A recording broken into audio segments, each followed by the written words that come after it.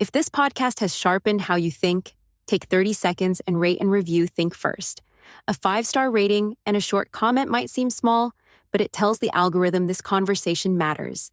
And that helps it reach more people who are tired of noise and looking for signal. This isn't about hype. It's about building a space for clearer thinking. If you believe in that, rate it, review it, and share it. That's how we grow. Now, let's get to work. If you're curious how this episode was built, the full framework lives at gaslight360.com. All right, no seatbelts required.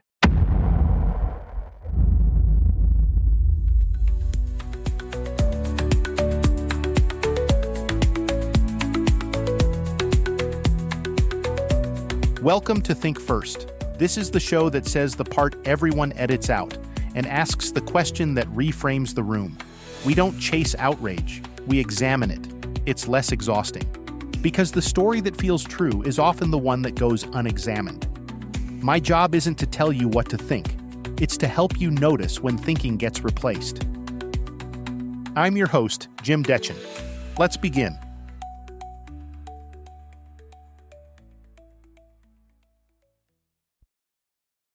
You don't feel confused. You feel pre-framed. Before any new UAP clip drops, people already feel like they know what it means. Aliens, demons, cover-up, revelation. Pick your lane and notice this: no one waits. Today is not about dismissing aliens or defending demons. Both ideas exist for a reason. For example, Navy pilots have reported objects they can't explain. That part isn't speculation. Both are attempts to explain something real, something we don't fully understand yet. We're going to examine something more useful. What happens when mystery meets belief? Because that part gets edited out. Let's start with what is actually claimed. Lou Elizondo says a faction inside the Pentagon interpreted UAP as demonic. Not unknown physics, not foreign tech, demonic. He recounts being told to read the Bible. Stratton has said he encountered religious pushback, including concerns framed in biblical terms. Here is the pattern. Institutions do not encounter mystery neutrally. They encounter it through belief. In plain terms, people bring their worldview to work. The same radar data can lead to very different conclusions. One person sees advanced craft, another sees deception, another sees something we do not yet have language for. None of those reactions are irrational on their face. They are frameworks trying to organize uncertainty.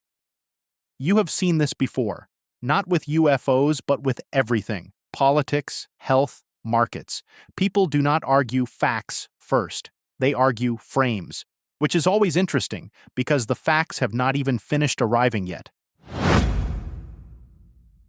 Now, let's tighten this. Why does the demonic faction idea spread so fast? Because it solves a problem. If UAP are real and not fully explained, people want a reason for the delay. Bureaucracy is boring. Theology is compelling. In plain English, paperwork delay does not trend, but biblical proportions does. Here is what is happening. A story is filling a gap, and it fills it with meaning. That is poetic truth. It feels right before it proves right. What that looks like is simple. Ambiguous data leads to emotional explanation, and emotional explanation leads to fast certainty. Now, let's say something carefully. The aliens are demons frame and the this is non-human intelligence from elsewhere frame are both trying to do the same job. They're trying to make the unknown understandable. In plain terms, no one likes a blank space, so they fill it. That doesn't make either side foolish, it makes them human. Everyone says they're following the evidence, right up until the evidence disagrees with them. Then suddenly, it's context. Let's ground this with a simple example. Sleep paralysis. A person wakes up, cannot move, and feels a presence. In medieval Europe, that might be described as a demon. In modern accounts, it is often described as an alien. The experience is real. The explanation shifts. Same event, different story. Now, bring that back to the Pentagon. Imagine you are a defense official.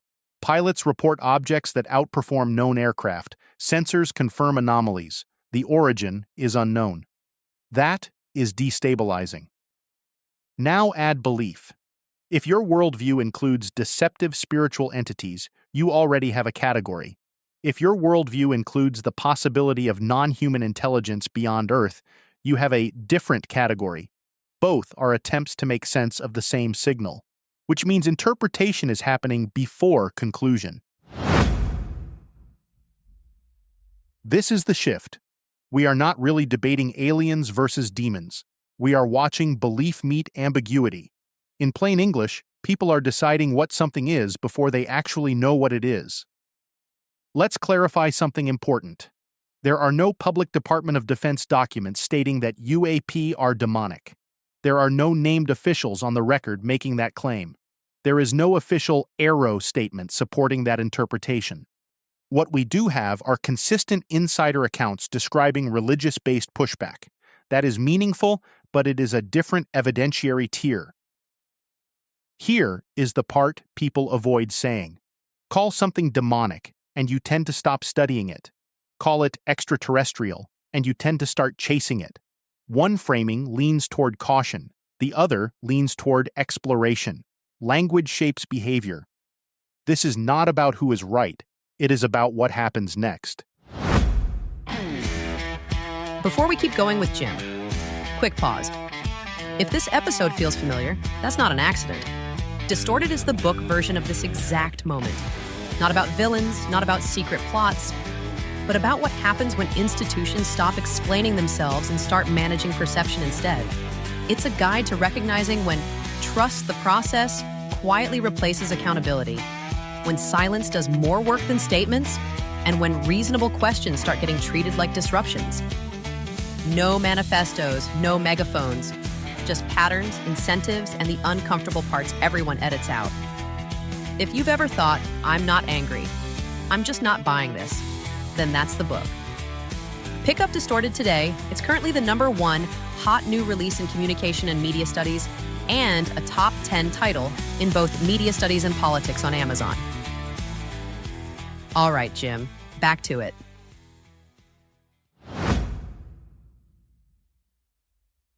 Now, zoom out.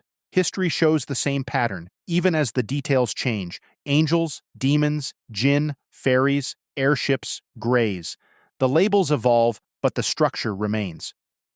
In plain terms, the sequence repeats. Something unknown appears, we assign intelligence to it, and then we build meaning around it. Every time. Here is the core model. When evidence is unclear, interpretation expands.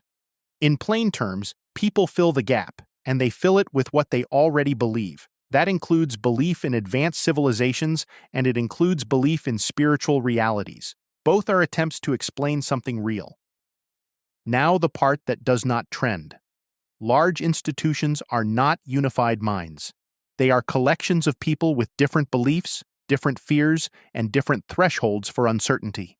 In plain English, there is no single Pentagon brain. There are thousands of human ones.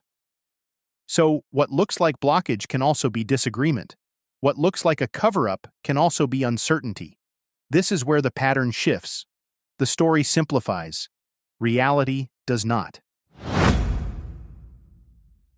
We are not arguing about the object. We are revealing the interpreter. Labeling the phenomenon explains the labeler, not the phenomenon. In plain terms, what you call it says more about you than it does about the thing itself. If non-human intelligence is confirmed tomorrow, some people will say they expected it. Others will say it is not what it seems, and both will feel very certain, which is very human. We do not have resolution. We have competing explanations, insider accounts, and incomplete data. That is where we are, and staying honest about that is harder than picking a side.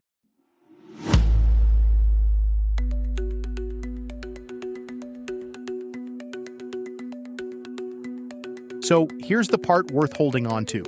The question is not whether this is extraterrestrial, demonic, interdimensional, or something else entirely. The question is what happens to our thinking when we feel the need to decide too quickly. Because once the label locks in, curiosity shrinks. And when curiosity shrinks, understanding stops.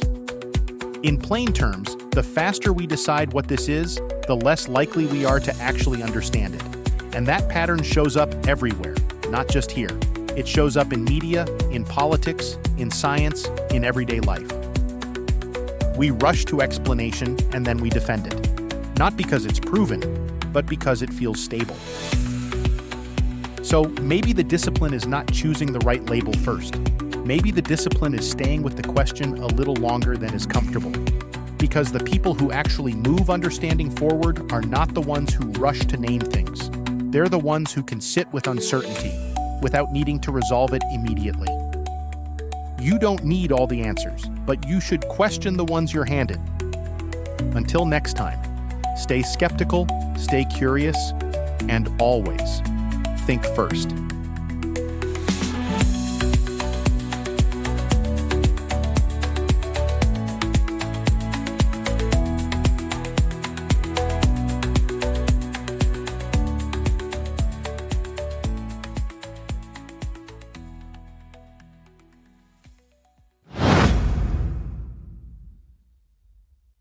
All right, no final answer today, just a clearer view of how the answers get formed.